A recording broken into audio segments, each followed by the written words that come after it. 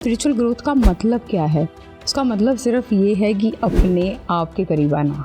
क्यों? उससे हम अपनी practical day to day life को और बेहतर तरीके से जी सकते हैं। तो दूसरों के लिए अगर आप सबसे अच्छी चीज़ कोई कर सकते हो, सबसे ब्यूटीफुल चीज़ अगर आप कोई कर सकते हो, तो वो है कि पहले आप अपने आप को प्यार करो। बहुत ज़्यादा विचार आते हैं, मतलब ऐसा भी नहीं कि बहुत काम की चीज़ें आ रही हैं, यूजलेस विचार आ रहे हैं। मेडिटेशन में हम बैठते हैं तो हमें ये सोच के नहीं बैठना कि हमें थॉट्स को स्टॉप करना है, रोकना है।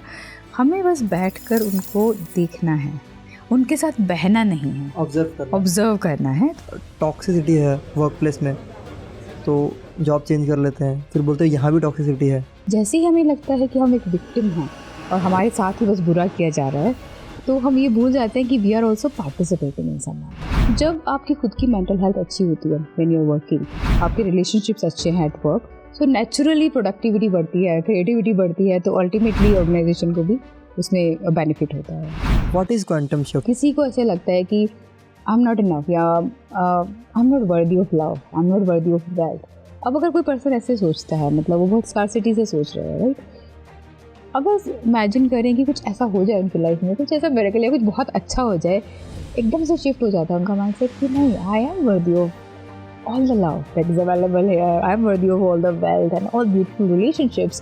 and उनका एकदम से नज़रिया अगर चेंज होता है सिर्फ एक इस शिफ्ट से, एक्चुअली उनकी लाइफ में डिफरेंट तरह के मिरेकल्स होने शुरू हो जाते हैं, अपॉर्चुनिटीज अपने आप सामने से आती हैं। हेलो, लाइव हो तो ऐसे के इस एपिसोड में आपका बहुत बहुत स्वागत है। आज मैं आपको जिनसे मिलवाने जा रहा हूँ उनका नाम है सलोनी सिंह। सलोनी जी एक लाइफ कोच हैं और लाइफ कोचिंग देती हैं। आज के इस एपिसोड में हमने मेडिटेशन और स्पिरिचुअलिटी को और भी अच्छे तरीके से समझने की कोशिश की है। साथ ही साथ हमने ओवर थिंकिंग जैसे टॉपिक्स पर भी बात की है। तो आज का एपिसोड बहुत इंपॉर्टेंट होने वाला है, इसको मिस मत कीजिएगा। चलिए आपको मिलवाते हैं डॉक्टर सलोनी जी से।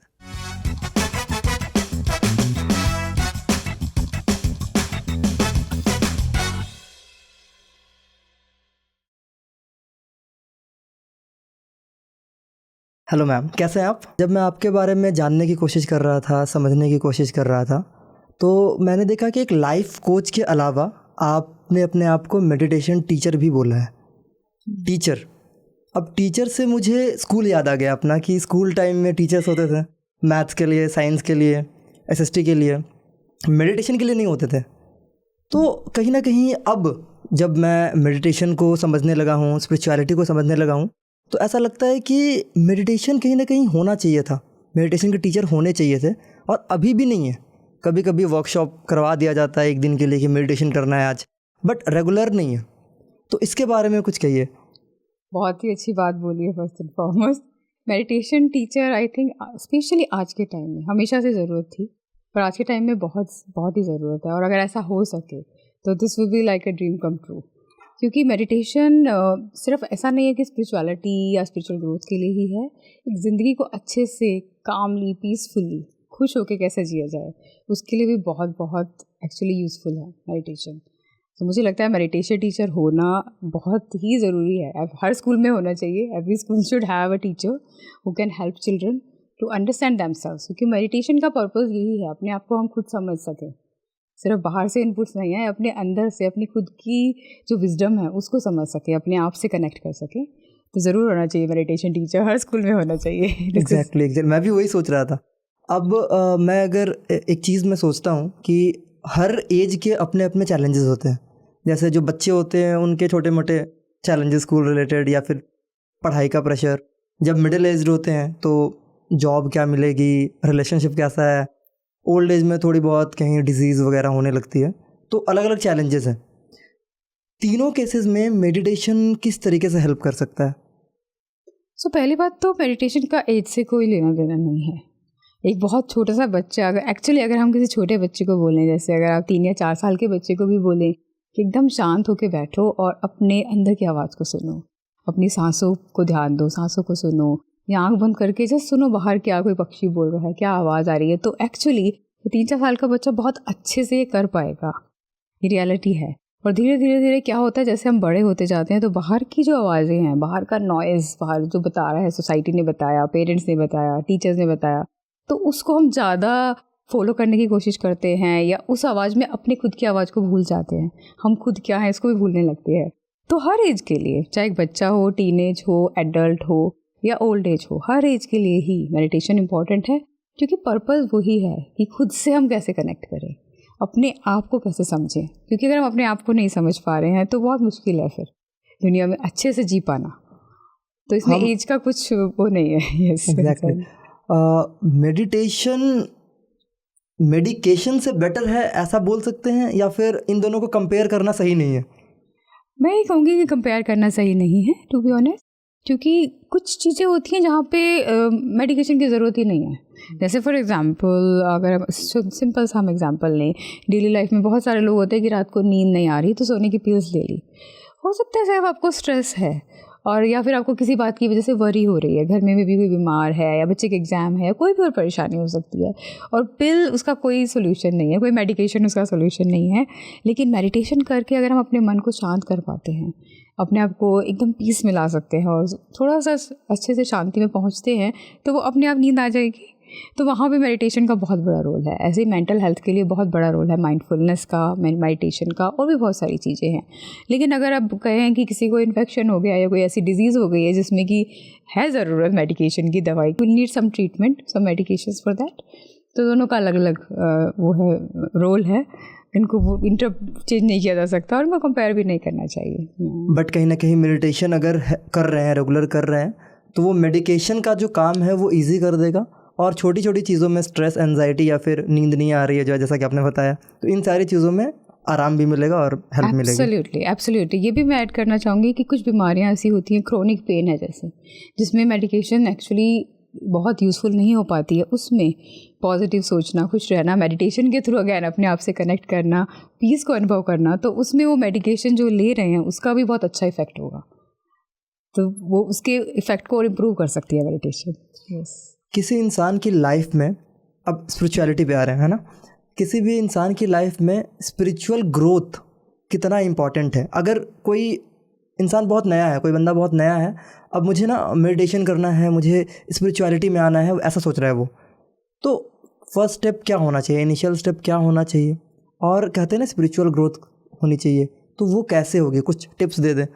हाँ श्योर। पहले मुझे लगता है ये हमें बात करनी चाहिए कि स्पिरिचुअल ग्रोथ है क्या। exactly. क्योंकि बहुत सारे लोग सोचते हैं कि इवन मैं भी सुनती हूँ अपने काफ़ी फ्रेंड्स से कि अभी तो हम यंग हैं, या अभी हम 50-60 के हो जाएंगे तब हम स्पिरिचुअलिटी के बारे में सोचेंगे। बिल्कुल सही बोला। तो इसका एज से कोई लेना देना नहीं है, धर्म से, रिलीजन से कोई भी लेना देना नहीं है। स्पिरिचुअलिटी और रिलीजन बिल्कुल अलग चीज़ें हैं। तो पहली बात तो ये है, स्पिरिचुअल ग्रोथ का मतलब क्या है? उसका मतलब सिर्फ ये है कि अपने आप के करीब आना। तो वो हर एज में जितना जल्दी हम शुरू कर दें उतना ही अच्छा है। क्यों? उससे हम अपनी practical day to day life को और बेहतर तरीके से जी सकते हैं। तो स्पिरिचुअल ग्रोथ जो होती है वो mental growth, emotional growth, overall complete wholeness में ग्रोथ जो है उसके लिए बहुत ज़रूरी है। क्योंकि अब जब तक हम अपने को समझते नहीं हैं तब तक हम कैसे ग्रो कर सकते हैं, सोचने वाली बात है। और हम बाहर से ऐसा कुछ कर सकते हैं कि हम बाहर से बोलना अच्छा सीख जाएँ, या हो सकता है हम कोई कंप्यूटर स्किल सीख लें, कोई और स्किल सीख लें। वो स्किल्स हैं। जैसे बहुत अच्छा गाने गाने वाला अपने आप को समझता हो ये ज़रूरी नहीं है। कोई अच्छा बहुत कोडिंग कर रहा है या इंजीनियर है, उसका मतलब यही नहीं है कि वो अपनी ज़िंदगी में अपने रिश्तों को बहुत अच्छे से निभा रहे हो, ये ज़रूरी नहीं है। तो स्पिरिचुअल ग्रोथ जो है वो एक, मुझे लगता है, मैंडेटरी करिकुलम का हिस्सा होना चाहिए। जैसे आपने बोला कि मेडिटेशन होना चाहिए, वैसे ही ये भी बहुत ज़रूरी है और हर एज ग्रुप के लिए ज़रूरी है। Now the second question you asked Krishna कि क्या टिप्स हैं या कैसे शुरुआत की जाए अगर कोई नया है। तो पहले तो ये समझा जाए कि ये एक हमारी खुद की ज़िंदगी के लिए बहुत ज़रूरी है, एक अच्छी ज़िंदगी जीने के लिए ज़रूरी है। और शुरुआत यहीं से करनी है कि पहले अपने आप को, अपने विचारों को देखना शुरू करें कि अभी मेरे अंदर किस तरीके के विचार आते हैं, किस तरह की इमोशंस आते हैं डे टू डे लाइफ में। क्या मैं बहुत नेगेटिव विचारों के बारे में सोचता हूँ? क्या मुझे अपने ऊपर बहुत डाउट रहता है, या दूसरों का मैं बहुत डाउट करता हूँ या करती हूँ?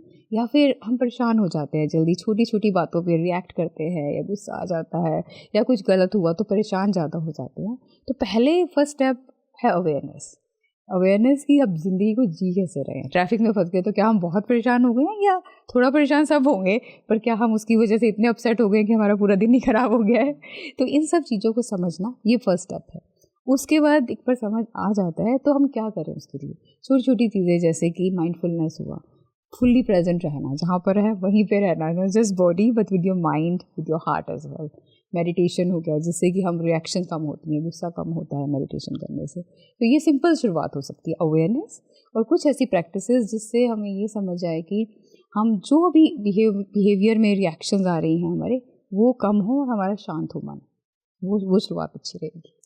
अभी जैसे आपने एक टर्म यूज़ किया माइंडफुलनेस, तो अभी मेरे दिमाग में एक क्वेश्चन आ रहा है कि जो एब्सेंट माइंड होता है, वो कहते हैं ना कि यार एब्सेंट माइंड हो गया, मुझे ग्रीन पार्क उतरना था, मैं हौस खास उतर गया मेट्रो से। ऐसा छोटी छोटी चीज़ें होती है कि एब्सेंट माइंड हो गया, अरे मिस कैसे हो गया। तो माइंडफुलनेस का क्या रोल है एब्सेंट माइंड को मतलब ठीक करने में? हाँ, बहुत अच्छा क्वेश्चन है। तो माइंड क्या होता है, नॉर्मली बहुत बार हम माइंडलेस होते जीते। तो माइंडफुल का पहली बात तो ये, इसका मतलब ये नहीं है कि आपका माइंड फुल है, रादर इसका मतलब उल्टा है। तो माइंडलेसनेस होता है कि जब हम अपने माइंड में रहते हैं। मतलब ये है कि हम जा रहे हैं, ग्रीन पार्क जा रहे थे जैसे आपने एग्जांपल दिया, पर हम क्योंकि मे बी कहीं खोए हुए थे किसी ख्यालों में, किसी वरी में, किसी एंग्जाइटी में या परेशानी में, कुछ सोचते हुए जा रहे थे तो ध्यान ही नहीं दिया कहाँ पहुँच गए। और ये कॉमन होता है, चाहे गलती ना भी हो। बहुत बार ऐसा होता है कि लोग कहते हैं कि हम एक काम कर रहे हैं लेकिन हमारा माइंड घर पे है, या घर पे है तो हमारा माइंड काम पे है कि काम में ही काम रह गया है। तो हम जहाँ होते हैं एक्चुअली वहाँ होते नहीं हैं, मन कहीं और होता है। ये बहुत कॉमन प्रॉब्लम है। पेरेंट्स जैसे खासकर बात करते हैं कि बच्चा बात कर रहा है पर मेरा माइंड ये है कि मेरे को एक ईमेल करनी थी वो रह गई, या मुझे ट्रैवल करना है, कहीं भी ध्यान है मेरा। और वो बहुत अच्छे से बच्चे इस चीज़ को समझ पाते हैं, वो आपको देख के ही समझ आते हैं कि आप यहाँ पे प्रेजेंट नहीं हो। People can feel that. तो माइंडफुलनेस मतलब ये है कि हम अपनी सेंसेस, अपने हार्ट, अपनी बॉडी और कंप्लीट माइंड के साथ जहाँ हैं वहीं रहें, वहीं पे प्रेजेंट रहें। और इसकी शुरुआत बहुत छोटी सी एक्टिविटीज से हो सकती है। जैसे कि हम खाना खा रहे हैं तो फुली प्रेजेंट होकर खाएं, उसकी स्मेल को, टेस्ट को बहुत अच्छे से फील करके। अगर हम कोई चाय भी पी रहे हैं तो पूरा चाय के साथ ही रहें। हम नॉर्मली जब हम पीते हैं पता ही नहीं होता कब शुरू हुई कब खत्म हो गई। चाय पी रहे हैं, सामने टीवी चल रहा है, इंस्टाग्राम चला रहे हैं। यस, मतलब आजकल इतना मुश्किल है कि अभी मेरे क्लाइंट ने मुझे बताया कि मतलब उन्होंने मुझे बताया कि मैं एक मूवी भी पूरी नहीं देख सकता हूँ एक बार बैठकर 3 घंटे। उसके बीच में भी मुझे एटलीस्ट 10 बार अपने फ़ोन को चेक करना होता है, कोई मैसेजेस तो नहीं आए, ईमेल तो नहीं आई। तो मतलब हमारा फोकस बहुत कम हो गया, फोकस नहीं है, कॉन्सेंट्रेशन नहीं है, तो हमारा डिस्ट्रैक्शन बहुत है। तो माइंडफुलनेस मतलब बहुत कम डिस्ट्रैक्शन, फुल्ली बीइंग प्रेजेंट।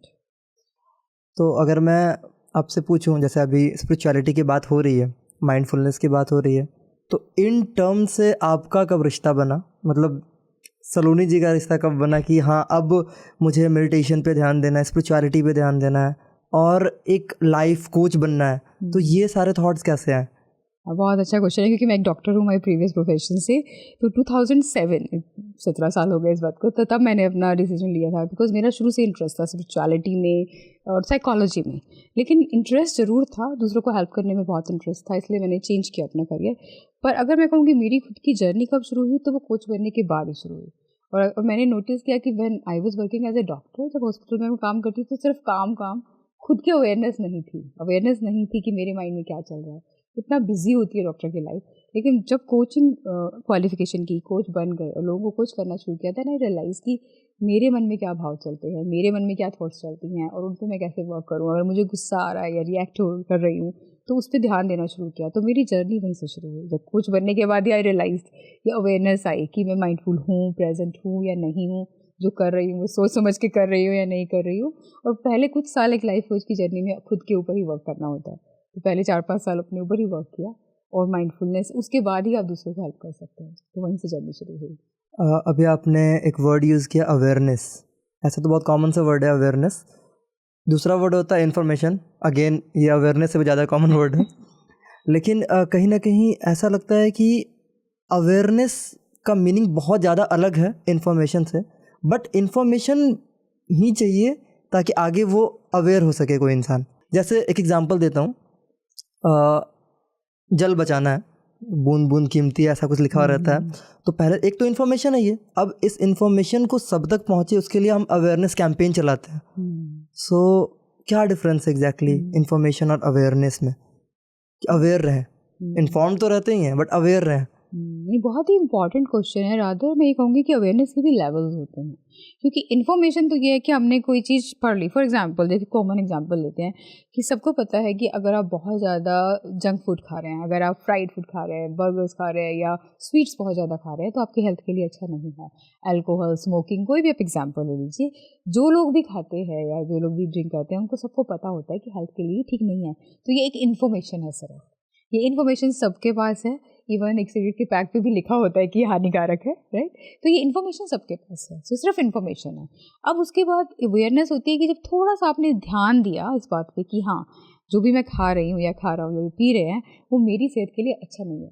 अब ये अवेयरनेस का बहुत ही सुपरफिशियल अवेयरनेस को मैं कहती हूँ कि बहुत ही like first basic level of awareness है कि मुझे पता है कि ये मेरे लिए ठीक नहीं है, पर फिर भी मैं कर तो रही हूँ। जैसे कि अभी रिसेंटली मेरी फ्रेंड ने मुझे बताया कि मुझे पता है कि रात को जैसे अगर मैं जाग रही हूँ कुछ काम कर रही हूँ तो मुझे वो मंचिंग या खाना नहीं चाहिए उस टाइम पे। उस टाइम पे कुछ भी स्वीट्स मैं खा लेती हूँ, नमकीन मैं खा लेती हूँ, पर ऐसा होता है समहाउ कि बस मैं गई किचन में और अपने आप जैसे मेरे हाथों से निकाला और मैंने खा लिया। तो वो अवेयरनेस, उसको ट्रू अवेयरनेस नहीं कहेंगे, क्योंकि ट्रू अवेयरनेस का मतलब है जहाँ पर आपने कुछ चेंज किया। ट्रू अवेयरनेस मतलब आपको एक बात समझ आई और समझ होने पे जब आप एक्शन लेते हैं वो ही ट्रू अवेयरनेस है। क्योंकि अगर आपने अवेयरनेस आ भी गई कि ये मेरी सेहत के लिए ठीक नहीं है, या किसी को डायबिटीज़ है और वो पता है कि मेरे लिए शुगर खाना ठीक नहीं है, तो अगर वो फिर भी खा रहे हैं तो वो रियल अवेयरनेस, ट्रू अवेयरनेस नहीं है। True awareness means something is shifted in your being. आपको इन्फॉर्मेशन मिल गई है, आप अवेयर हो और अब आप एक्शन ले रहे हो, उसी को हम डीप अवेयरनेस कह सकते हैं या ट्रू रियल अवेयरनेस कह सकते हैं, जहाँ पे आप कुछ एक्शन ले रहे हैं।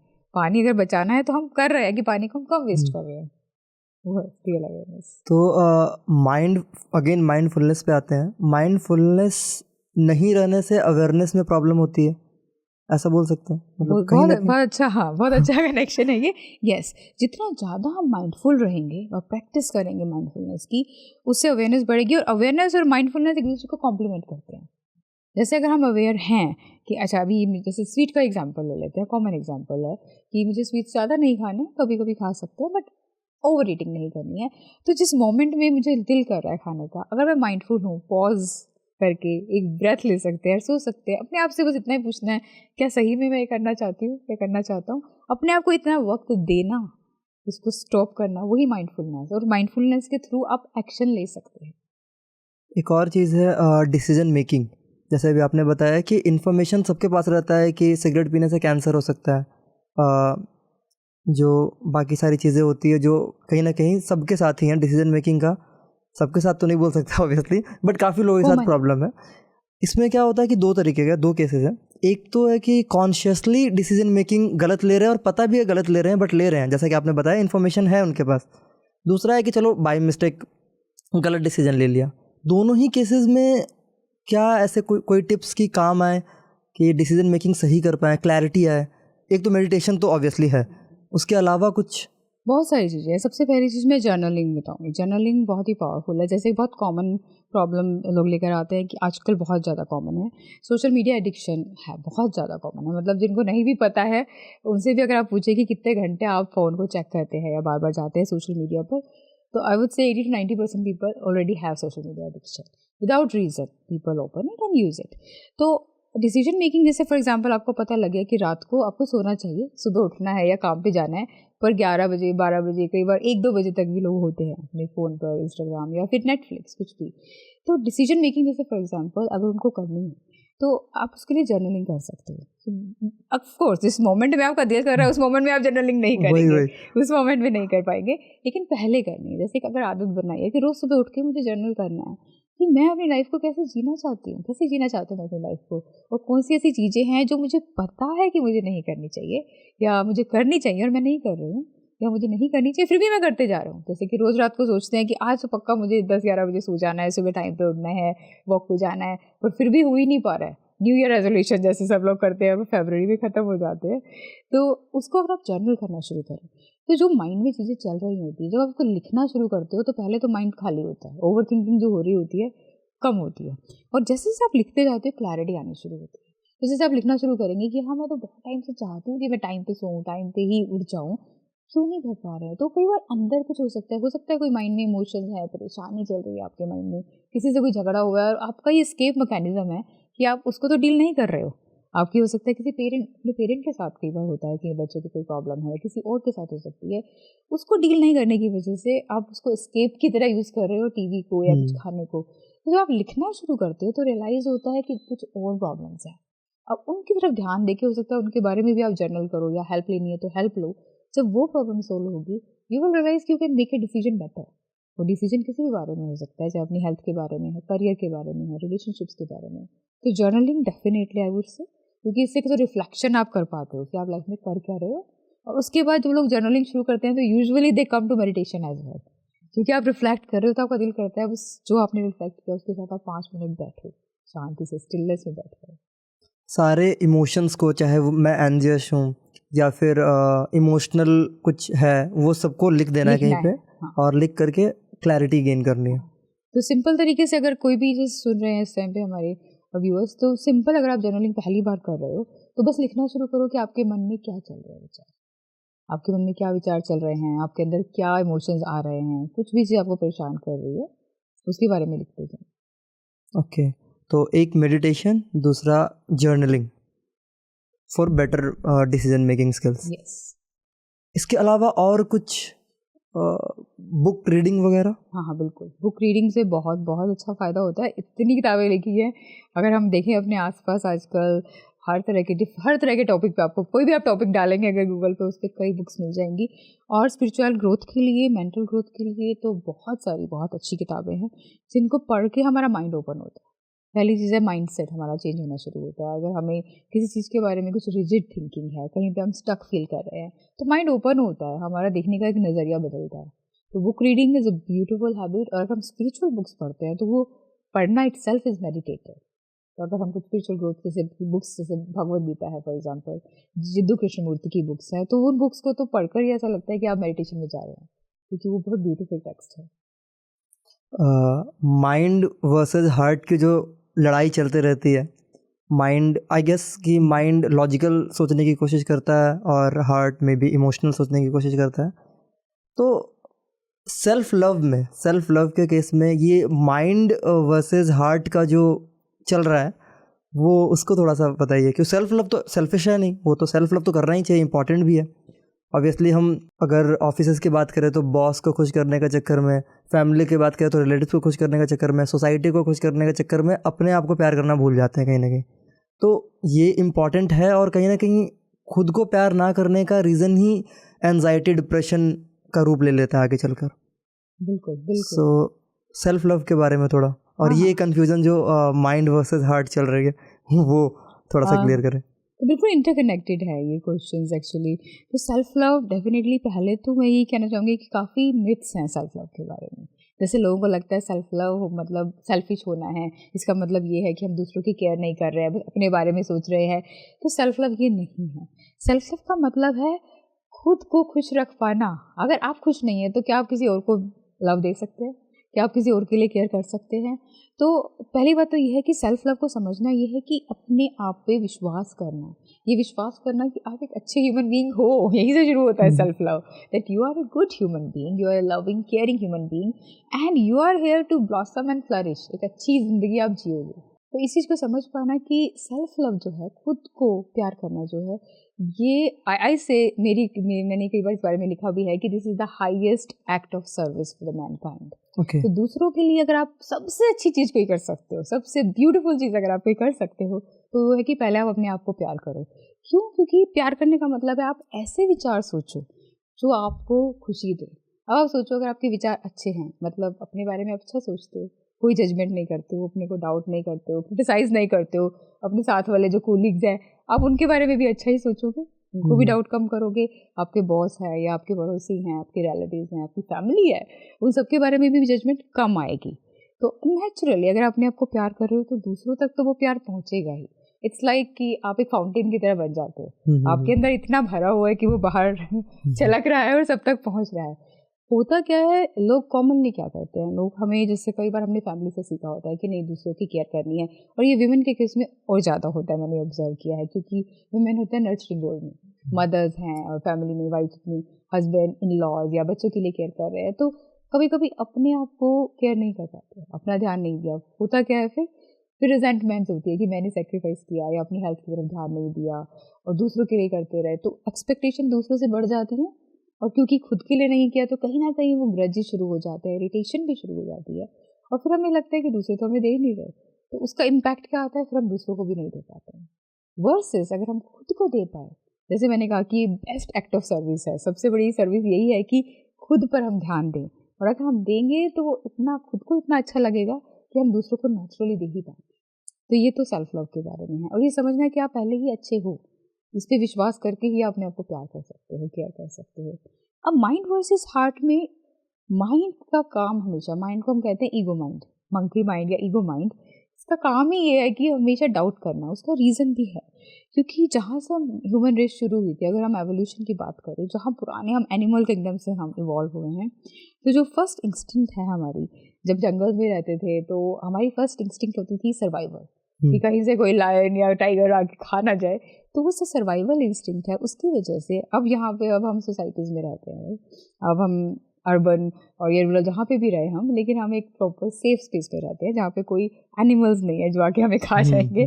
तो ये सर्वाइवल इंस्टिंक्ट है, वो ऐसे बन गई है कि हमने दूसरे लोगों के बारे में हम डाउट करते रहते हैं, कहीं ये कोई हमें धोखा ना दे दे या ये हमारे साथ कुछ एडवांटेज ना ले ले, हमारा लोग हमारा फ़ायदा ना उठा ले।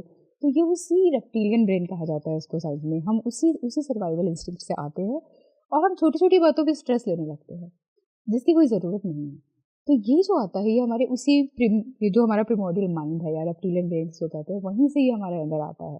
तो इसको इसको अगर हम चाहते हैं कि हम ओवरकम कर पाएँ, तो एवोल्यूशन के प्रोसेस में हमें कनेक्ट करना होगा अपने हार्ट से। तो अब हार्ट से कनेक्ट करने का मतलब है कि हम अपने आप अगेन अपने पे विश्वास कर सकें, और जो आवाज़ होती है कि लोग पूछते हैं कैसे पता लगता है कि हमारे दिल की आवाज़ है या हमारे दिमाग से आ रही है, तो माइंड की आवाज़ ऐसी होती है जिसमें शुड होता है कि मुझे ऐसे करना चाहिए, या पेरेंट्स ने बताया, टीचर ने बताया, दूसरे लोगों ने बताया कि 30 साल तक तो इतना लेवल पे पहुंच जाना चाहिए, ये कर लेना चाहिए करियर में। तो जो शुड है, ऐसा करना चाहिए, या I have to do this, I need to do this, या ऐसा ही होना चाहिए, तो जो रिजिड काइंड ऑफ थिंकिंग होती है ये हमारे ईगो माइंड से आती है। वर्सेस हार्ट की थिंकिंग ऐसी होती है कि जैसे आप कोई डिसीजन मेकिंग की बात की, आपने डिसीजन करना है तो heart will say that what would be the best thing यहाँ पे, which is the most loving thing to do. तो if I come from a place of love, अगर हम लव से ऑपरेट करें तो मैं कैसा करूँगा इस सिचुएशन में। अगर मैं अपने आप से प्यार, दूसरों से भी प्यार कर रहा हूँ, तो मैं यहाँ पर कैसे ऑपरेट करूँगा, तो मैं कैसे बिहेव करूँगा। तो ये क्वेश्चन जो है ये हार्ट का क्वेश्चन है, क्योंकि आपको आंसर मिल ही जाएगा कि सिचुएशन में क्या बेस्ट रहेगा मेरे लिए भी, दूसरों के लिए भी, डाउट नहीं आएगा उसमें। तो धीरे धीरे जैसे हमारी माइंड की आवाज़ कम होती है, बाहर की नॉइज़ कम होती है, तभी हम हार्ट से कनेक्ट हो सकते हैं। और ये फिर मेडिटेशन से भी लिंक्ड है, क्योंकि जितना ज़्यादा हम स्टिलनेस में, शांति में बैठते हैं, उतना ही ज़्यादा हमारा माइंड कम होता है, हार्ट से ज़्यादा कनेक्ट कर पाते हैं। हम ये कह सकते हैं, जैसा भी आपने सेल्फ लव को एक्सप्लेन किया, तो एक टर्म है सेल्फ डाउट, एक और टर्म है इन्फीरियरिटी कॉम्प्लेक्स। सेल्फ लव का कुछ हद तक सॉल्यूशन है ये सेल्फ डाउट और इन्फीरियरिटी कॉम्प्लेक्स का। बिल्कुल बिल्कुल, बिकॉज सेल्फ लव जो है वो सेल्फ एक्सेप्टेंस से ही शुरू होता है।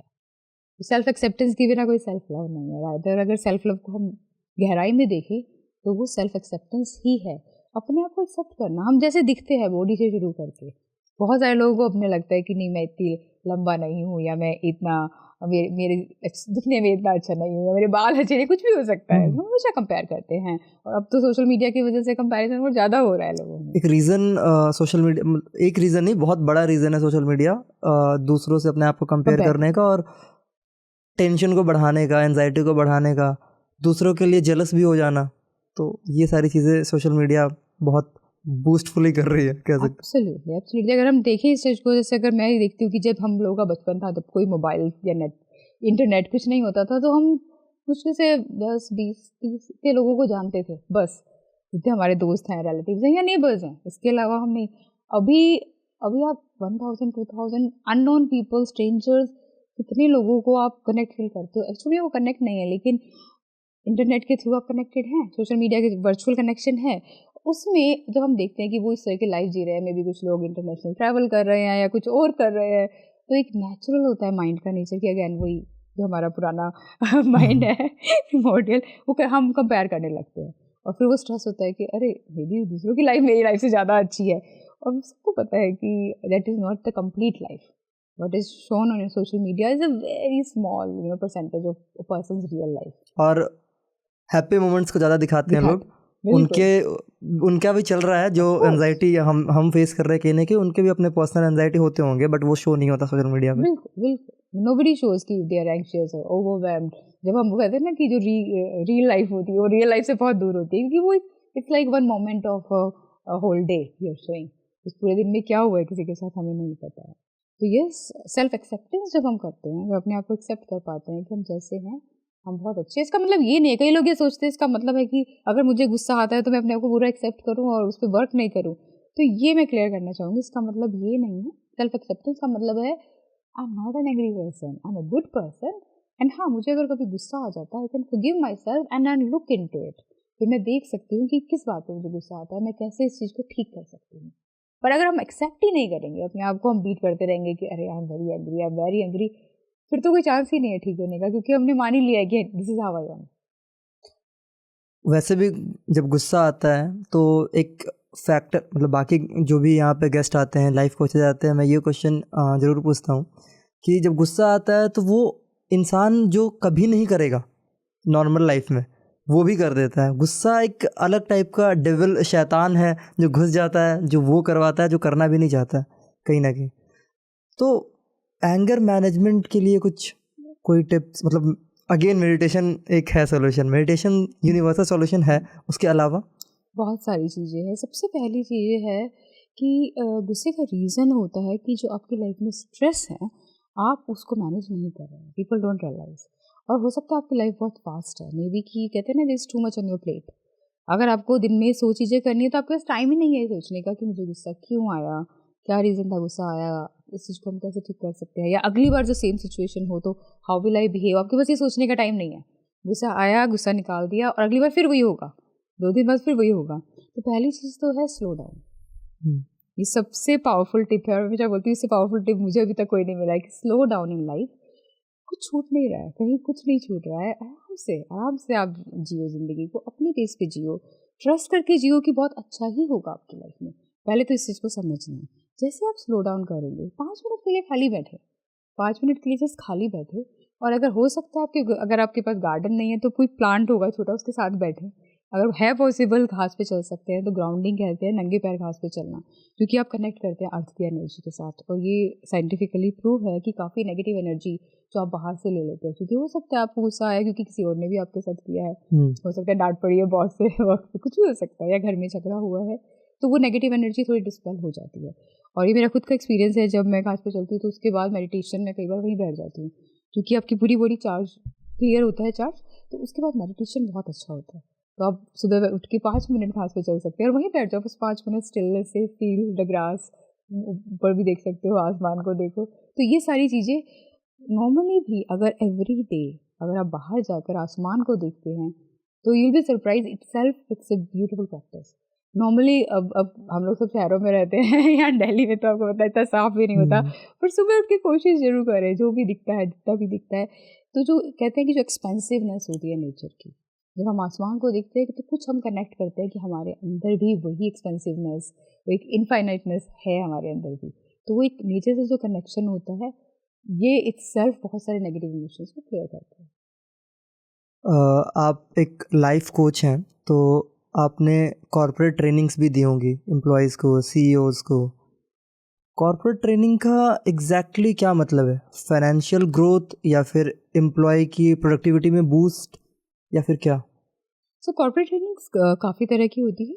कुछ होती है टेक्निकल ट्रेनिंग्स, तो जैसे कि अगर पर्टिकुलर फाइनेंशियल कुछ सेक्टर है या एनी अदर कंप्यूटर से रिलेटेड, आईटी से रिलेटेड कोई सेक्टर है, तो उनकी अपनी टेक्निकल ट्रेनिंग होती है जो कि उनके अपने यूजुअली इंटरनल ट्रेनर्स होते हैं वो करते हैं। लाइफ कोचेस जो होते हैं या फिर फैसिलिटेटर्स जो होते हैं, हम लोग करते हैं सॉफ्ट स्किल्स ट्रेनिंग।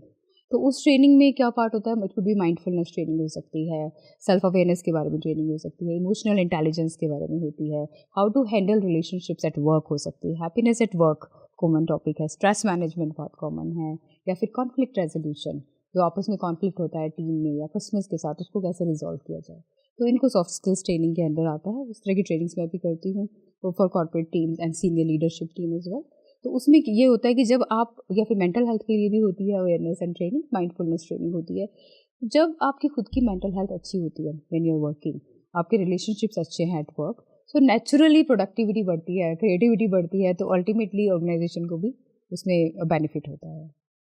कॉर्पोरेट में जो काम कर रहे हैं, मैं अपने ही सर्कल, फ्रेंड सर्कल से एग्जांपल देता हूँ कि शाम में जब मिलते हैं मुझसे बोलते हैं अब तो मैं रिज़ाइन दे दूँगा, अब मुझे नहीं करना ये जॉब, फिर कल जाते हैं, फिर ये साइकिल चलते रहता है। क्या रीज़न क्या हो सकता है? बहुत लोग बोलते हैं टॉक्सिसिटी है वर्क प्लेस में, तो जॉब चेंज कर लेते हैं, फिर बोलते हैं यहाँ भी टॉक्सिसिटी है, फिर चेंज कर लेते हैं, फिर ये टॉक्सिसिटी भी चल रहा है, हर जगह ही चल रहा है, तो अब इन्वायरमेंट को तो चेंज नहीं कर सकते, तो अपने आप में ही कुछ इम्प्रूवमेंट लाना पड़ेगा ताकि खुद कहीं तो स्टेबल होना है। तो ये चीज़ कैसे, मतलब ये क्यों आ रही है प्रॉब्लम? तो देखो, मैं ये नहीं कहूँगी कि ऐसा है नहीं, कुछ जगह पर ऐसा होता है कि सम सीनियर मैनेजर्स हो सकते हैं, कुछ बॉसेस हो सकते हैं जो कि उनका तरीका जो है मैनेज करने का वो थोड़ा नेगेटिव हो सकता है। जैसे कि अगर डिसरिस्पेक्ट हो रही है अगर एम्प्लॉयज़ की, या फिर रूडली बात की जा रही है, या बिहेवियर ऐसा है कि दूसरे को रिकग्नाइज नहीं किया जा रहा है, तो वो नेगेटिव फील हो सकता है। लेकिन ये ज़रूर मैं कहूँगी कि कहीं ना कहीं आपका रोल है। जैसे ही हमें लगता है कि हम एक विक्टिम हैं और हमारे साथ ही बस बुरा किया जा रहा है, तो हम ये भूल जाते हैं कि we are also participating in some manner, है ना। तो सबसे पहला स्टेप तो यही है कि आप अपने आप को देखना है कि हम किस लेंस के थ्रू देख रहे हैं। जैसे फॉर एग्जांपल, अगर एक सिंपल सा एग्जांपल दूँ कि मुझे एक फ्रेंड ने बताया कि फर्स्ट डे पे ही, फर्स्ट मंथ में जब वो जॉब में गई, तो उनके बॉस ने कुछ मीटिंग में ऐसा कुछ कहा कि उनको अच्छा नहीं लगे जो बॉस का बिहेवियर था। अब उन्होंने एक ऑलरेडी एक बना लिया अपने माइंड में कि ये जो बॉस है ही इज़ नॉट गुड। अब उसके बाद जो भी चीज़ होगी, बिकॉज ऑलरेडी बनाया हुआ है माइंड में, एक लेंस फिट हो गया, ही is not a good boss, तो हम उसको कंफर्म करते रहते हैं। जब भी कोई हल्की सी भी कोई ऐसी बात होगी, किसी और ने बोला कि मुझे ऐसे बोला गया, oh yes I know this person is not good, he is not supportive, he is not in our favour, तो उसके बाद आपको वही चीज़ें नज़र आनी शुरू हो जाएंगी। हो सकता है कभी कभी वो सपोर्टिव भी हों, कुछ अच्छी बातें भी करी हों, लेकिन वो हमें क्या होता है, हम उसको डिलीशन कहते हैं न्यूरो साइंसेज में, कि माइंड ऐसी चीज़ों को डिलीट कर देता है जो हम बिलीव नहीं करते। तो कहा जाता है कि mind only sees what you already believe. तो आपने बिलीव कर लिया, फॉर एग्जांपल आप एक मीटिंग में जा रहे हैं और आपने बिलीव कर लिया कि अब इस मीटिंग में जो आने वाले हैं मेरे कलीग्स, वो ठीक नहीं है, किसी ने मैं भी बोल दिया कि थोड़ा संभल के रहना ये ठीक नहीं है, तो हमारे माइंड में पहले ही एक बन गया नोशन कि ये ठीक नहीं है। अब वो जो भी बात करेंगे हम उनको शक की नज़र से ही देखेंगे।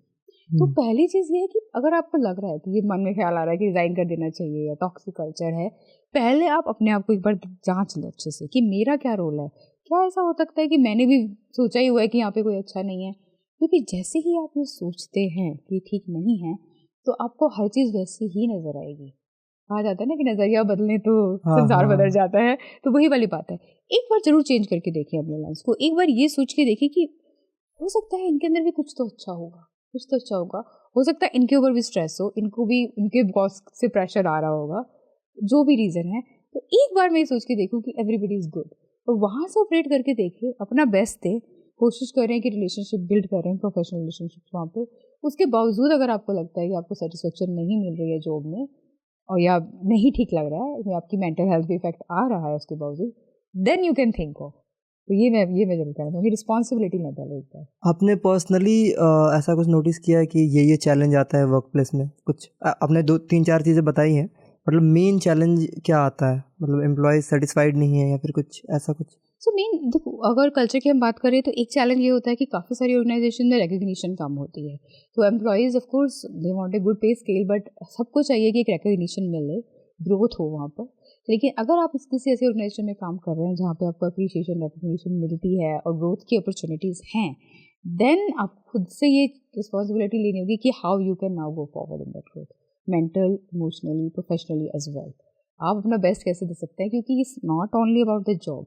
जब आप अपना बेस्ट देते हो तो आप ग्रो करते हो। कभी कभी हमारा माइंडसेट या एटीट्यूड ऐसे होता है कि ठीक है, काम चलो हम काम कर ले जितना हमें मिल रहा है, पर उसमें क्या आप खुद ग्रो कर पा रहे हो या नहीं।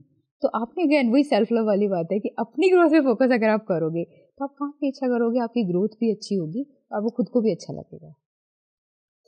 एक टर्म है ma'am, quantum shift, what is quantum shift? Quantum तो ऐसे हेवी वर्ड लग रहा है, कुछ फिजिक्स का लग रहा है. What is this?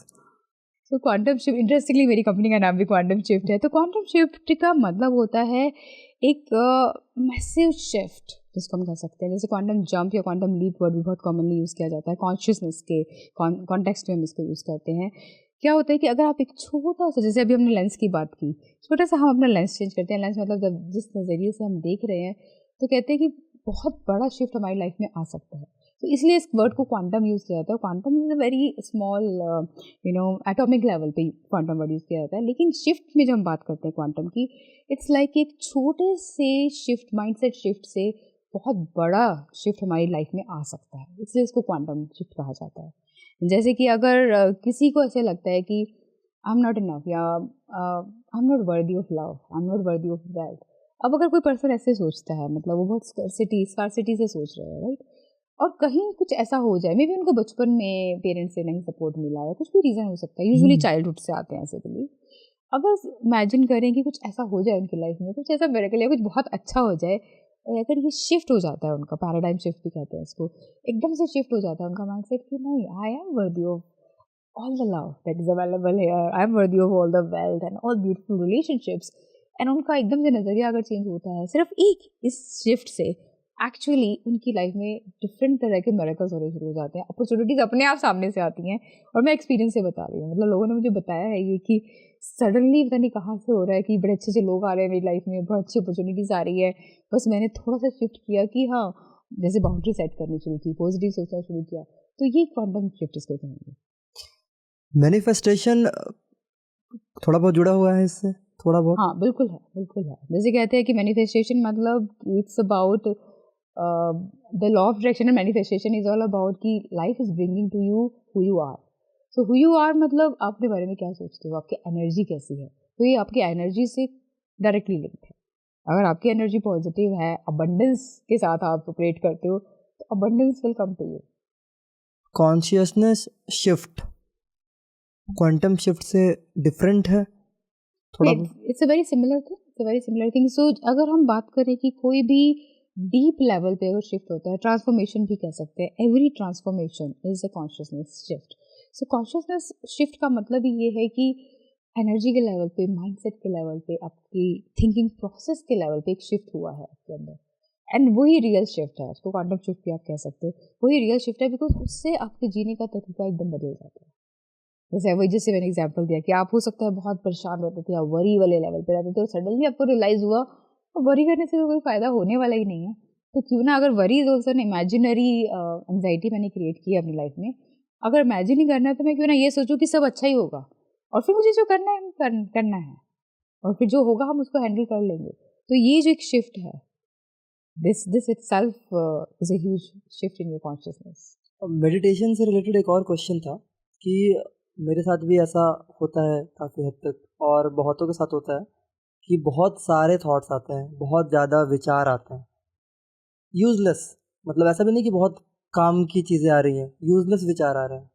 तो इससे कैसे डील करें कि कहते हैं ना कि थॉट ज़ीरो करना है मेडिटेशन में, वो ज़ीरो तो नहीं हो पा रहा है, तो वो कैसे होगा? पहले तो मैं क्लियर करना चाहती हूँ कि ये मिथ है कि हमें मेडिटेशन का मतलब है कि हमें स्टॉप करना है थिंकिंग को, या ज़ीरो कर देना है थॉट्स को. थॉट्स कभी भी ज़ीरो नहीं होते हैं. माइंड का काम है सोचना, तो थॉट्स तो आते ही रहते हैं और आते ही रहेंगे. तो जब हम मेडिटेशन में हम बैठते हैं, तो हमें ये सोच के नहीं बैठना कि हमें थॉट्स को स्टॉप करना है, रोकना है. हमें बस बैठकर उनको देखना है, उनके साथ बहना नहीं है, ऑब्जर्व करना है. तो बैठकर अगर हम बैठे हैं और अपने आप थॉट्स को आते हैं थॉट्स, उनको देखा कि थॉट आ गया है, जैसे ही रियलाइज़ हुआ कि थॉट आ गया है, वापस से जिस पे भी आपने ध्यान लगाया है, यूजुअली ब्रेथ पर ध्यान लगाते हैं या हार्ट पर, जहाँ लगाया उस पर वापस लेकर आना है. फिर 2 मिनट बाद फिर नोटिस किया कि फिर से कोई विचार आ गया है, तो अगेन बैठ के उसकी प्लानिंग नहीं शुरू करनी. कई बार होता है कि हमें विचार आ गया कि हाँ कल एक मीटिंग है, उस मीटिंग में हम ये करेंगे वो करेंगे, तो काफ़ी देर हो गई, 5 मिनट हो गए, 10 मिनट हो गए, रियलाइज़ भी हो गया कि अरे हम तो मेडिटेशन के लिए बैठे थे और हम प्लानिंग कर रहे हैं. फिर वापस आना है. उस मोमेंट में वो अलर्टनेस है. तो it's like a very alert state. Meditation is a very alert state. बस उसमें आपने वापस आना है और ये बहुत ज़रूरी है कि अपने आप को बीट नहीं करना है। तो कई लोग क्या करते हैं कि ओह मुझसे तो होती नहीं है मेडिटेशन, मेरे को तो बहुत विचार आ रहे हैं और मेरे से नहीं होगी, और अपने आप को हम थोड़ा बीट करने लगते हैं, क्रिटिसाइज़ करने लगते हैं। तो बहुत अच्छे से बहुत सारे जैसे बुद्धिस्ट मॉन्क्स होते हैं, दलाई लामा ने भी इस बारे में बहुत बात की है, लविंग काइंडनेस। तो बहुत लविंगली आप जैसे कहते हैं कि एक छोटे बच्चे को बुलाते हैं प्यार से, वैसे अपने आप को प्यार से वापस बुला रहा है कि अच्छा वापस आ जाओ, मेडिटेशन कर रही हो, कम बैक।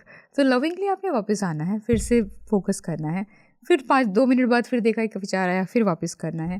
तो नॉर्मली अगर मैं एग्जांपल दूँ, अगर आप 10 मिनट के लिए बैठे हैं तो हो सकता है शुरू में आपको 100 बार अपने आप को वापस बुलाना पड़े। पर एक बहुत ब्यूटीफुल चीज़ कही जाती है, विपाशना एक बहुत अच्छी फॉर्म ऑफ मेडिटेशन है, जिसमें वो कहते हैं कि वापस आना ही साधना है। तो ये बात मुझे याद है कि जब मैंने फर्स्ट टाइम विपाशना कोर्स किया तो मुझे समझ आया। तो फोकस इसी पे रहता है कि क्या मैं वापस आ रही हूँ या नहीं। बह के जाना नहीं है, वापस आना है। और ये याद रखो कि वापस आना ही साधना है, मतलब वापस आते रहो। धीरे धीरे 100 से क्या होगा 50 हो जाएंगे। फिर ऐसे भी होगा किसी दिन आप 10 मिनट बैठे हो, मे बी बस सिर्फ 10 बार ही थोड़ा है ना वापस आ पाए। बीच बीच में विचारों के बीच में, एक विचार दूसरे विचार के बीच में एक ऐसा पॉज आता है जिसमें आप हो सिर्फ एक सांस, और आप पूरे ध्यान से, वो एक डीप पीस, बहुत डीप शांति का अनुभव होता है। अगर आपको वो हल्का सा भी होने लगेगा तो पहले तो मज़ा आने लगेगा कि उस मोमेंट में आप बहुत शांति का अनुभव करेंगे, कामनेस आनी शुरू होगी। उसके बाद आप इंटेंशन रखो कि वही कामनेस और पीस हमने अपने डे में लेके भी जानी है। तो मेडिटेशन का मतलब सिर्फ ये नहीं कि हम बैठ के आधा घंटा मेडिटेट किया, उसके बाद हम गुस्सा कर रहे हैं या हम नेगेटिव सोच रहे हैं या रिएक्ट कर रहे हैं। पर्पस ये है कि उसमें बैठ के जो मैंने अनुभव किया है शांति और पीस का, क्या मैं उसको ले जा पा रही हूँ अपने अपने पूरे दिन में, माइंडफुल हूँ या नहीं हूँ। तो या सबसे पहली चीज़, विचार रुकेंगे नहीं, उनको देखना है बस। अब थॉट्स के बारे में बात कर ही रहे हैं, थिंकिंग के बारे में बात कर रहे हैं, तो थिंकिंग से मुझे एक चीज़ याद आई, ओवर थिंकिंग। और ओवर थिंकिंग से मुझे एक और चीज़ याद आई कि आपने किताब लिखी है how to stop over thinking in 3 minutes. 3 minutes कैसे हो सकता है, टिप्स? हाँ हाँ बिल्कुल। तो जो हैंडबुक मैंने लिखी थी how to stop over thinking in 3 minutes, और एक वीडियो कोर्स भी उस पर बनाया है मैंने अभी, तो उसमें एक 3 मिनट का मैंने टूल दिया है। और इसका पर्पज़ ये था कि बिजी प्रोफेशनल्स, बहुत सारे मैं CEOs वगैरह के साथ काम करती हूँ जो कहते हैं कि बिल्कुल टाइम नहीं होता। तो एक 3 मिनट का ये एक सिंपल बैठ के स्टिलनेस में एक टूल बनाया था कि अगर आप रोज़ वो 3 मिनट अपने आप को देते हो तो धीरे धीरे आपकी ओवर थिंकिंग ख़त्म हो जाएगी। तो पर्पज़ ये था कि 3 मिनट रोज़ वो देने हैं अपने आप को। तो उसमें मेन है एक डीप मेडिटेशन का तरीका बताया है। तो अगर बहुत सारी चीज़ें होती है ओवर थिंकिंग के लिए, लेकिन एटलीस्ट कुछ समय आपको अपने आप को देना ही है जिसमें आप बैठ के स्टिलनेस में अपने आप को देख पाएँ। तो एक वो है। तो उससे क्या होता है, धीरे धीरे आपकी अपने आप शांत होने लगते हैं, विचार कम होने लगते हैं। दूसरी एक ये टिप मैं ज़रूर देना चाहूँगी, और उस बुक में भी मैंने फर्स्ट चैप्टर में यही लिखा है, और इन्फॉर्मेशन, हमने बात की थी इन्फॉर्मेशन की। करंट एरा में जो हमारा चल रहा है, इसमें इन्फॉर्मेशन ओवरलोड है और आपको अपने ओवरलोड को कम करना है। जैसे अगर आप एग्जांपल लें, अगर सैटरडे नाइट है, लेट्स से आज संडे है, जैसे आप सैटरडे नाइट को गए हैं पार्टी में और बहुत सारे लोगों को मिले हैं, तो आने के बाद एक स्टिमुलेशन होता है, एक ओवर स्टिमुलेशन होता है, और आपके माइंड में चीज़ें घूमती रहती हैं, इसने ये कहा, उसने ये किया, या उसने ये मुझे बोला, कुछ ना कुछ चलता रहता है। अब आप इमेजिन करें, अगर आप सुबह उठते ही फ़ोन उठा लिया अगर आपने, और आपने इंटरनेट पे कुछ भी देखा, कहीं इंस्टाग्राम देखा या कुछ और देखा, यूट्यूब पे देखा, तो बहुत सारी चीज़ें आपने देख ली, वो ऑलरेडी एक इनपुट आता जा रहा है। फिर आप ऑफिस गए, वहाँ 10 लोगों से बात हुई, तो ये जो इनपुट्स हम देते जा रहे हैं अपने माइंड को, तो mind constantly is thinking, analysing, over analysing, वो चल ही रहा है। तो पहले तो इसको कट करना है। अब सोचो कि किस लिए हम इतना इन्फॉर्मेशन ले रहे हैं। जैसे कि फॉर एग्जांपल लोग हमें बताते हैं कि हेल्थ की बात करें अगर, कि मैंने इतनी सारी यूट्यूब वीडियोस को ना सेव किया हुआ है कि मुझे योगा करनी है, मुझे ये एक्सरसाइज भी करनी है, वो भी करनी है। क्या आपने की? तो आप मत इन्फॉर्मेशन लो।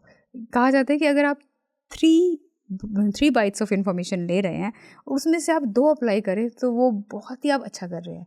लेकिन अगर आपने 100 बाइट्स ऑफ इन्फॉर्मेशन ली और 2 भी अप्लाई नहीं की, तो वो बिल्कुल बेकार है। इस स्टेज में कहा जाता है कि इग्नोरेंस बेटर है उससे ज़्यादा, कि आप अगर एक इन्फॉर्मेशन ले रहे हैं, आप उसको फोकस करें कि इसको कैसे हम अपनी ज़िंदगी में अप्लाई कर सकते हैं, और वो पॉजिटिव हो। हाँ, of course positive information, good point, positive information I am talking about here. But लोग ज़्यादातर क्या हो गया है कि बहुत सारी यूट्यूब वीडियोस देखना, बहुत सारा इंस्टाग्राम पे देखना, मोटिवेशनल टीचर्स या गुरुज को सुनना, बहुत सारे की ज़रूरत नहीं है। अगर आपने एक सुना है सिर्फ, उसको फिर बंद करके उसको अप्लाई करें। है ना। जैसे एंगर की आपने बात किया, स्ट्रेस की बात की, अगर एंगर आपको पता है एंगर मैनेजमेंट का एक टिप होता है जैसे डीप ब्रीदिंग है, तो क्या आपने डीप ब्रीदिंग की? हमने माइंडफुलनेस की बात की, तो क्या आप माइंडफुल हुए? थोड़ा सा आप, कोई आपसे बात कर रहा है, क्या आप फुली प्रेजेंट हैं? उस पर फोकस करना है रादर देन कि हम बहुत इन्फॉर्मेशन लें। इन्फॉर्मेशन ओवरलोड को कम करने से अपने आप माइंड के अंदर थिंकिंग कम होगी, तो थोड़ा लिमिट करना है हमने भी लाइफ में इस चीज़ को। ने एक बहुत अच्छी चीज़ बताई कि इन्फॉर्मेशन का ओवरलोड नहीं होना चाहिए। एग्ज़ाम्पल कोरोना कोविड के टाइम का था कि इतने न्यूज़ आ रहे थे, इतने न्यूज़ आ रहे थे कि जिसको कोविड नहीं है उसको भी ऐसा फ़ील होता था कि मुझे भी कोविड है और मेरे भी हेल्थ कंडीशन ठीक नहीं है। फिज़िकल का तो पता नहीं, बट मेंटल कंडीशन ज़रूर ख़राब हो रहा था उसके कारण। दूसरी चीज़ ये है कि ओवर थिंकिंग की अगर हम बात करें तो आपको नहीं लगता ये लेयर्स में होते हैं? एक बार कुछ सोच रहे हैं, उसके बाद फिर उससे रिलेटेड दूसरा कुछ सोच रहे हैं, तीसरा कुछ सोच रहे हैं, इलॉजिकली सोच रहे हैं, वो बिल्डिंग बना रहे हैं बट कोई लॉजिक नहीं है उस चीज़ को सोचने में। तो अगर हम माइंडफुलनेस प्रैक्टिस करते हैं, अगर हम मेडिटेट करते हैं, तो मिलेगा इससे कोई फ़ायदा? बिल्कुल बिल्कुल। तो माइंडफुल थिंकिंग भी हम इस पे बात कर सकते हैं। जैसे कि एक विचार आया आपको कि किसी लेट्स से आपके बॉस ने कुछ बोला, उसके बाद आप सोच रहे हैं कि अच्छा पहले भी मेरे साथ ऐसा हुआ था, या किसी और ने ऐसे कहा था, या इन्होंने दूसरे को ऐसे नहीं कहा। अब आप उस लूप में चलते जा रहे हैं, वो एक लूप में से दूसरा लूप निकल रहा है, फिर हमें इन्फीरियरिटी कॉम्प्लेक्स में भी आपको आ जाएगा कि अरे maybe I am not that good as the other person is. Then you are thinking okay because मेरे चाइल्डहुड में ऐसा हुआ इसलिए मैं ऐसा हूँ। तो कुछ भी आप कहीं से, माइंड जो है, mind loves to make meaning and stories out of anything. तो वो लूप शुरू होता है और हमें पता भी नहीं लगता कब हम आधा घंटा 1 घंटा बैठ के सोच रहे हैं और कहाँ से कहाँ पहुँच गए हैं। तो ये बहुत कॉमन होता है। अब माइंडफुल थिंकिंग अगर हम करें, जिसको मैं कॉन्शियस थिंकिंग भी कहना चाहूँगी, कॉन्शियस थिंकिंग मतलब चीज़ जैसे एक थॉट आपको आया और ये बहुत इंपॉर्टेंट है शुरू में ही उसको कैच करना, यहाँ पे अवेयरनेस काम आती है। जैसे आपने देखा कि 2 मिनट आप किसी ऐसी बात के बारे में सोच रहे हैं जो आपको बॉदर कर रही है, तो वहीं पे रुकना है, पॉज, ब्रीद। अब खड़े हो जाओ, जाके पानी का गिलास ले लो, एक बार जाके वॉक कर आओ, कुछ भी ऐसा करो जिससे आप शिफ्ट कर सको उस मोमेंट में, रादर देन आप बैठ के उसको सोचते ही जा रहे हो, सोचते ही जा रहे हो। अब क्या हो रहा है कि अगर आपने 15-20 मिनट सोच लिया तो आपकी अब ऑलरेडी पावर जो है उसको कट करने की कम होती जा रही है, क्योंकि अब आप कहते हैं ना वो उसकी गिरफ्त में आ चुके हो उस ओवर थिंकिंग में, ओवर एनालाइजिंग में आप पूरा उसमें खो चुके हो। तो शुरू में जब, जैसे हम एग्जांपल देते थे बचपन में, आपको याद होगा हम स्टोरी सुनते थे कि अगर हमने एक ट्विग लिया, ट्री का एक टहनी लिया, उसको तोड़ सकते हैं, लेकिन बहुत सारी इकट्ठी हो गई हैं, खूब सारी टहनियाँ इकट्ठी जुड़ी हुई हैं, एकता में बल है। हाँ, उसको हम नहीं तोड़ पाएंगे। थॉट के साथ भी यही है। शुरू में एक थॉट अगर आता है और आपने माइंडफुली उसको देख लिया कि अच्छा ये थॉट आ रहा है, मेरे को ये परेशान कर रहा है, तो अब आप उसको सोचते मत जाइए, क्योंकि आपने 10, 20, 50, 100 वो इतनी फास्ट आएंगे और एक बार वो इतने सारे आ गए, अब उनको रोक पाना बहुत मुश्किल होगा। आपको ऑलरेडी एंग्जाइटी शुरू हो गई क्योंकि आप एंक्शियस थिंकिंग कर रहे हैं, आपने सोचना शुरू किया। जैसे फॉर एग्जांपल कि मेरे बॉस ने ऐसे बोला, मे बी, जैसे लोग बोलते हैं may be my job is in danger now, अब ये हो रहा है, वो हो रहा है। अब आपने बहुत सारी स्टोरीज बना ली, अब उससे बाहर निकलना मुश्किल है। तो शुरू में जब एक थॉट आई, वहीं पे अपने आप को क्वेश्चन करो माइंडफुली सोच के कि नहीं, क्या सही में कोई एविडेंस है, अभी तो कुछ हुआ नहीं है, let me just take a deep breath, relax, calm down, do my best. और जब आएगी सिचुएशन तब हम देख लेंगे क्या करना है। तो इस तरह से माइंडफुलनेस काम आएगी यहाँ पर। ओके मैम, आपने बताया था कि पेस को ट्रस्ट करना बहुत ज़रूरी है लाइफ में, वो क्यों? क्योंकि अपने जो हमारे अंदर की एक इंट्यूशन कह सकते हैं उसको, या हम कहते हैं कि सबके अंदर, हमारे अंदर डिवाइन है, गॉड है, उसके साथ सोर्स भी कहते हैं, जिसको हम कनेक्ट करने के लिए हम अपनी पेस पे, पहले तो वो हमें गाइड हमेशा कर रही है। अगर हम अपनी पेस पर नहीं चल रहे हैं, इसका मतलब हम किसी और ने हमें बताया है कि किस पेस पे जाना चाहिए, उस पे जा रहे हैं। जैसे कई बार होता है कि पेरेंट्स ने बोल दिया कि इस एज में तू जॉब शुरू कर दो, इस एज में आप ये कर लो, अब इस एज में शादी कर लो, या अब इस एज तक फैमिली हो जानी चाहिए। तो हम किसी सोसाइटी के बनाए हुए रूल्स पे चल रहे हैं, या प्रेशर में आके, पीयर प्रेशर में आके चीज़ें कर रहे हैं। लोग घर खरीद लेते हैं या गाड़ी खरीदते हैं, या मुझे अच्छा फ़ोन लेना है क्योंकि सबने लिया हुआ है बाकी लोगों ने। तो ये सब कुछ होता है। तो हमें अपनी पेस पे चलना है, अपनी इंट्यूशन और विजडम को फॉलो करके चलना है। तो सबसे पहले तो we will going to stay peaceful, हम पीसफुल रहेंगे और हम एक्चुअली लाइफ में ज़्यादा हैप्पीनेस और सक्सेस को फील कर पाएंगे। कई बार क्या होता है कि हम सब कुछ कर रहे हैं और मे बी मनी भी अर्न कर रहे हैं या करियर में भी आगे जा रहे हैं, पर फिर भी खुशी नहीं मिल रही, और ये बहुत कॉमन है। और लाइफ कोचेज, जैसे आई एम लाइफ कोच, तो मोस्ट ऑफ द पीपल जो मेरे पास आते हैं लाइफ कोचिंग के लिए वो ऐसे ही होते हैं कि वो सक्सेसफुल हैं, ऑलरेडी बहुत सक्सेसफुल हैं, लीडर्स हैं, सीईओज हैं, अपने करियर में बहुत अच्छा किया है या पैसा भी बहुत है, लेकिन उस स्टेज पे जाके रियलाइज़ करते हैं कि ये सब कुछ तो हमें बताया गया था कि हमें ऐसे करना है, कि हमें पहले पढ़ना है, फिर जॉब करनी है, फिर आगे बस बढ़ते जाना है एक के बाद एक प्रमोशन, बट फुलफिलमेंट नहीं है, हैप्पीनेस नहीं है। वो इसीलिए होता है क्योंकि अपनी खुद की पेस पर अपने को खुद को ट्रस्ट करके नहीं चले हैं, अपनी खुद की अंदर की आवाज़ को नहीं सुना है, दूसरों की आवाज़ को सुन के फॉलो किया है। इसलिए बहुत ज़रूरी होता है कि जब भी हम ऐसा कुछ करते हैं तो एंड में आके कहीं ना कहीं पता लगता है कि शायद, जैसे कई लोग कहते हैं कि जैसे पूरी ज़िंदगी ही शायद हमने ठीक से जी नहीं, तो वो सिचुएशन ना आए। शुरू से ही विश्वास करना है कि मेरे अंदर एक गाइडेंस है, जिसको हम इनर गाइडेंस सिस्टम भी कहते हैं स्पिरिचुअलिटी में, कि आपके अंदर एक जीपीएस है, वो भगवान कहते हैं ना कि वो देकर ही भेजा है, आप पैदा ही हुए हो उस गाइडेंस सिस्टम के साथ। और आप देख सकते हो एक बेबी के अंदर एक इनर गाइडेंस होती है, एक छोटा बच्चा भी होता है, उसको भी पता होता है कि हाँ क्या चीज़ ठीक है क्या चीज़ नहीं है, मोस्ट ऑफ द थिंग्स पता होती है हमें। तो वो एक इनर गाइडेंस सिस्टम है, उसको हम सुन पाएंगे, और अगर हम अपनी फेस पे चलेंगे तो नेचुरली फिर हम मोर हैप्पी और फुलफिल रहेंगे। आपकी शायद एक पर्सनल पॉडकास्ट था जिसमें आपने पेरेंटिंग पे बात करी थी। आपने टॉपिक उसमें दिया था which was raising parent. Raising children क्यों नहीं, रेजिंग पेरेंट्स, ये तो उल्टा हो गया। तो आई वाज क्यूरियस कि ये क्यों ये टर्म यूज़ किया है, तो ये क्यों किया आपने? हाँ, बहुत अच्छा क्वेश्चन। तो मेरे पॉडकास्ट का नाम है रेजिंग पेरेंट्स, एंड रीज़न ये है कि क्या होता है कि जब हम पेरेंट बनते हैं तो हमें ऐसे लगता है कहीं ना कहीं हम बच्चों को रेज कर रहे हैं। अगेन वही वाली बात है कि एक्चुअली बच्चा तो अपने गाइडेंस सिस्टम के साथ ही बोर्न हुआ है, हमें वो एक देनी है, प्रोवाइड करना है सेफ्टी, सिक्योरिटी, उनकी जो भी एजुकेशन नीड्स हैं, नर्सिंग नीड्स हैं। पर एक्चुअली नहीं, parenting is a spiritual journey. Learn जो करना है वो पेरेंट को लर्न करना है, तो इसलिए रेज जो हो रहे हैं वो पेरेंट ही रेज हो रहे हैं, क्योंकि बच्चे के साथ ही पेरेंट बने हैं आप। जब एक बच्चा पैदा होता है तभी आप पेरेंट बनते हैं, राइट। और हमें ये समझना है कि बच्चा एक्चुअली इज़ अवर टीचर, क्योंकि कितनी सारी चीज़ें हम बच्चे से सीख सकते हैं, रादर देन बिकॉज हमें थोड़ा एक्सपीरियंस ज़्यादा है हम बच्चे पे इम्पोज करना चाहते हैं चीज़ों को, और वहीं पे वो कॉन्फ्लिक्ट शुरू होता है। Most of the relationship conflicts currently parent और बच्चों के बीच में होते हैं, we can see generation gap भी होता है। तो एक्चुअल में जो जर्नी ऑफ पेरेंटिंग है वो जर्नी यही है कि हम क्या सीख सकते हैं जब हमारे बच्चे होते हैं, हम क्या सीख सकते हैं कि हम कैसे पेशेंस में, एक्सेप्टेंस में, लव में हम कैसे ग्रो कर सकते हैं, हम कैसे अपने बच्चे को एक्सेप्ट करके, फुल्ली एक्सेप्ट करके उनको एक स्पेस दे सकते हैं जिसमें वो नेचुरली फ्लरिश करेंगे। तो इसमें मैं एग्जांपल देती हूँ, जब भी रेजिंग पेरेंट्स की बात होती है कि child is like a plant. जब अगर कोई प्लांट ग्रो नहीं करता है तो हम प्लांट को चिल्लाते नहीं हैं उस प्लांट पे कि ग्रो क्यों नहीं कर रहे तुम, पत्तियाँ क्यों नहीं आ रही, फूल क्यों नहीं आ रहे। हम ये चेक करते हैं कि क्या उसमें सनलाइट ठीक है, पानी ठीक दे रहे हैं, अगर कोई और प्रॉब्लम तो नहीं है, सॉयल में तो नहीं कुछ डालना है, हम कोई उसकी ज़रूरत नहीं है खाद डालने की। एनवायरनमेंट को चेक करते हैं। तो इसीलिए parent is the environment for the child.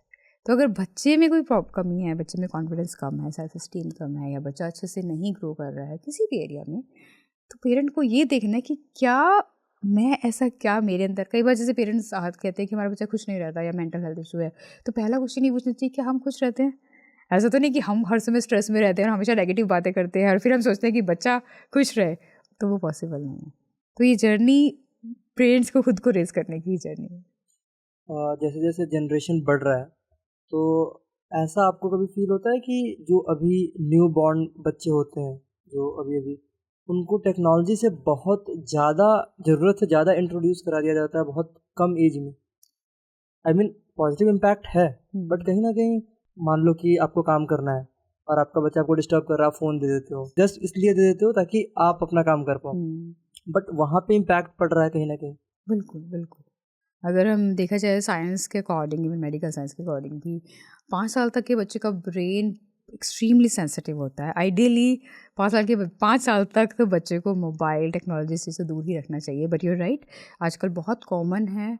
और ऑफकोर्स क्योंकि दोनों पेरेंट्स वर्किंग होते हैं तो कई बार मुश्किल भी होता है, और न्यूक्लियर फैमिलीज़ हैं तो उससे भी ये प्रॉब्लम आती है कि नहीं है कोई बच्चे को देखने वाला, और अगर आप काम कर रहे हो तो ईजी करने के लिए हम दे देते हैं, पर यस इम्पैक्ट होता है क्योंकि brain is very very sensitive stage. खाना नहीं खा रहा है बच्चा तो खाने के सामने फ़ोन रख दो, कुछ वीडियो चला दो तो देखिएगा, खाएगा। पर हाँ, ये कॉमन है। मैं समझती हूँ पेरेंट्स के लिए ईज़ी नहीं है, क्योंकि अभी छोटे बच्चे जो है साइंस के अकॉर्डिंग आईक्यू बहुत तेज़ है, बच्चे बहुत इंटेलिजेंट हैं, इमोशनली भी वो बहुत अवेयर और इंटेलिजेंट है छोटे बच्चे। अब जो जैसे जनरेशन आ रही है so much more aware and intelligent है, बट डिफ़िकल्ट भी होता है उनको कैसे मैनेज करें अगर आप न्यूक्लियर फैमिली है। लेकिन हाँ, इम्पैक्ट होता है, बच्चे के ब्रेन पे बहुत इम्पैक्ट होता है, और एडिक्शन जो छोटा बच्चा होता है उसको बहुत फास्ट होती है।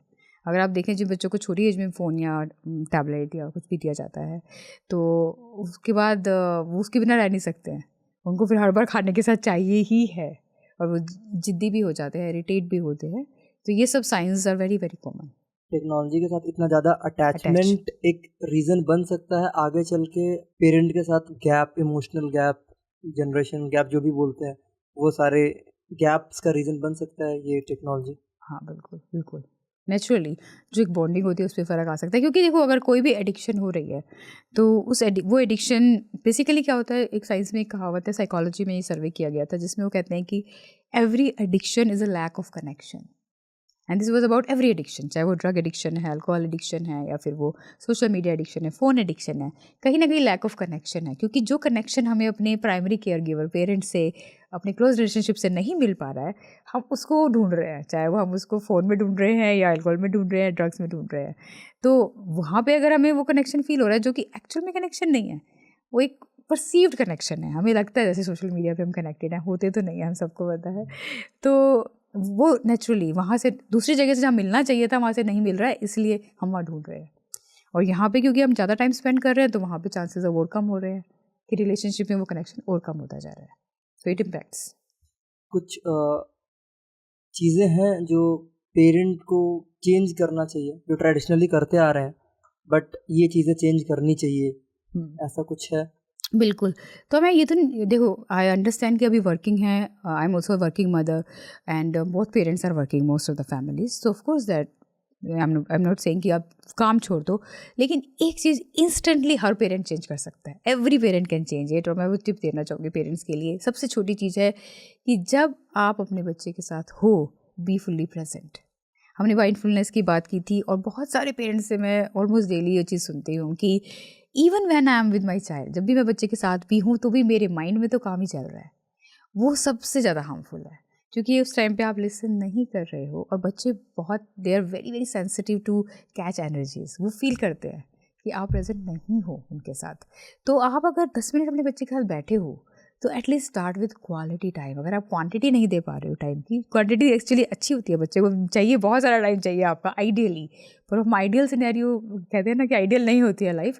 तो अगर आप 10 मिनट हो तो 10 मिनट 100% अनडिवाइडेड अटेंशन आपने बच्चे को दो।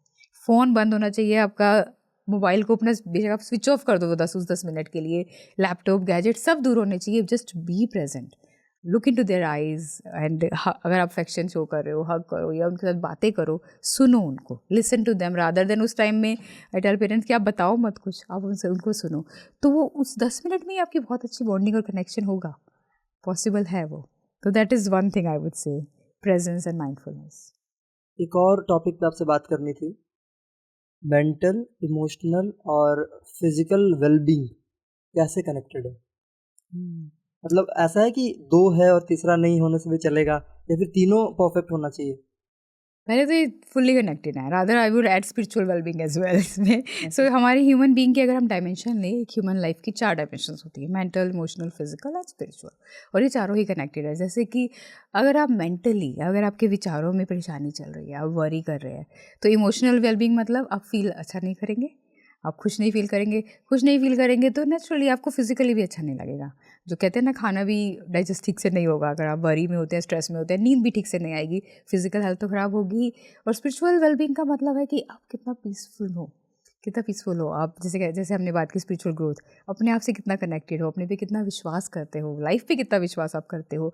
अगर ये नहीं है तो मेंटली आप नेचुरल नेगेटिव थॉट्स में जाएंगे, डाउट्स में जाएंगे, तो ये विशियस सर्कल है। और ये चारों ही कनेक्टेड है। तो और ये चारों का फाउंडेशन अगर मैं कहूँ तो स्पिरिचुअल ग्रोथ बहुत इंपॉर्टेंट है, क्योंकि अगर आप अपने पे विश्वास करते हो कि लाइफ आपको सपोर्ट ही कर रही है, यहाँ पे सब आपको सपोर्ट करने के लिए ही हैं, और आपको बस ध्यान रखना है अपना खुद का, अपने विचारों पे काम करें, अच्छे अच्छे विचार आएंगे, अच्छा आप इमोशंस आपके अंदर होंगे। अपनी फिजिकल हेल्थ का भी अगर आप ध्यान रख रहे हैं, फिजिकल हेल्थ तो बहुत सिंपल है, सही टाइम पे अगर आप सो रहे हैं, अच्छे से खाना खा रहे हैं, एक्सरसाइज कर रहे हैं, अच्छे विचार ला रहे हैं, तो ये चारों चीज़ें ही आपकी साथ में चलती हैं। तो 4 लेवल्स पे अगर आप नोटिस कर रहे हैं, अवेयर हैं, एक्शन ले रहे हैं, तो होलिस्टिक वेलबींग हम इसको कहते हैं, आप चारों डायमेंशन में वेलबींग को अनुभव कर पाएंगे, जो कि नेचुरल है। ह्यूमन बीइंग का कहते हैं नेचुरल बर्थ राइट है वेलबींग, इट्स वेरी नेचुरल, तो वो नेचुरली आने लग जाएगा। जी मैम, आप बुक्स वगैरह पढ़ती होंगी ऑब्वियसली, तो कोई ऐसी किताब जो आप ऑडियंस को सजेस्ट करना चाहेंगी कि ये किताब पढ़नी चाहिए? हाँ बिल्कुल, बुक्स पढ़ने का मुझे बहुत शौक है, और प्रोफेशन ऐसा है तो एज ए लाइफ कोच बहुत बुक्स पढ़ी है मैंने, और अभी भी मैं ऑलमोस्ट डेली तो पढ़ती हूँ, कुछ ना कुछ पेजेस पढ़ती हूँ। तो कुछ बुक्स मैं ज़रूर कहना चाहूँगी जो मेरी खुद की भी अपनी जर्नी में जो मुझे बहुत हेल्प की है। तो पहली बुक तो मैं बोलूँगी you can heal your life, बहुत ब्यूटीफुल बुक है, लुइस है उनकी ऑथर। तो उन्होंने अपने विचारों के बारे में बहुत बात की है इसमें, कि कैसे हमारे विचार हमारी लाइफ को कम्प्लीटली चेंज कर सकते हैं, और सेल्फ लव के बारे में बहुत डिटेल में उन्होंने बताया इस बुक में। तो ये बुक मैं डेफिनेटली बोलूँगी। एक हमारा ग्रंथ है भागवत गीता, डेफिनेटली मैं उसके बारे में ज़रूर बोलूँगी, कि उसमें अगेन बहुत ज़्यादा रिलीजियस पॉइंट ऑफ व्यू से नहीं, पर उसको प्रैक्टिकल डेली लाइफ के लिए समझ कर कि उसमें कहा क्या जा रहा है गीता में, उसको समझ के, डीपली समझ के, कि वो डेली लाइफ में हम कैसे अप्लाई करें, उस पॉइंट ऑफ व्यू से उसको पढ़ा जाए तो बहुत बहुत अच्छा हो सकता है। और एक तीसरी बुक है the untethered soul. Untethered soul मुझे लगता है शायद हिंदी में भी होगी, वैसे इस इंग्लिश बुक, और इसके ऑथर है माइकल सिंगर। इस बुक में भी उन्होंने बहुत ही सिंपल तरीके से स्पिरिचुअलिटी को एक्सप्लेन किया है। ये एक्सप्लेन किया है कि कैसे हमारा माइंड कॉन्स्टेंटली रन करता है, कैसे हम इसको वॉच कर सकते हैं, अपने आप को ऑब्जर्व कर सकते हैं। तो ये 3 books definitely I would highly recommend. Okay, बहुत सारे टॉपिक्स हमने कवर किए, बहुत अच्छे अच्छे टॉपिक्स कवर किए। मेंटल हेल्थ, फिजिकल हेल्थ के अलावा भी मेडिटेशन कैसे करें, क्वांटम शिफ्ट क्या होता है, ओवर थिंकिंग कैसे कंट्रोल करें, बुक्स रिकमेंडेशन भी दे दिया आपने ये भी बताया कि लाइफ को न्यू लेंस लगा कर देखो, थोड़ा परसेप्शन चेंज करके देखो। तो बहुत अच्छा कॉन्वर्सेशन था, thank you very much. Thank you. Doctor Saloni ji के साथ जो आज हमारी बातचीत हुई है, उससे हम बहुत कुछ सीख सकते हैं। हम सीख सकते हैं कि मेडिटेशन और स्पिरिचुअलिटी की कितनी इम्पोर्टेंस है। हम ये भी सीख सकते हैं कि सेल्फ लव जो कि हम करते नहीं हैं, वो कितना इम्पॉर्टेंट है। साथ ही साथ पेरेंट्स अच्छी पेरेंटिंग कैसे करें, ये सीख सकते हैं। हम बहुत कुछ सीख सकते हैं आज के इस एपिसोड से। एक चीज़ जो आपको सीखने की ज़रूरत नहीं है, वो है यूट्यूब पर सब्सक्राइब करना, वो आपको ऑलरेडी आता है। तो अगर आप ये एपिसोड टीवी पे देख रहे हैं तो हमें यूट्यूब पर भी सब्सक्राइब करें, और अगर यूट्यूब पर देख रहे हैं तो हमें बाकी सोशल मीडिया पे फॉलो करें। तब तक के लिए याद रखें कि हमें ज़िंदगी काटनी नहीं, जीनी है, और ऐसे जीनी है कि लोग बोले लाइफ हो तो ऐसी।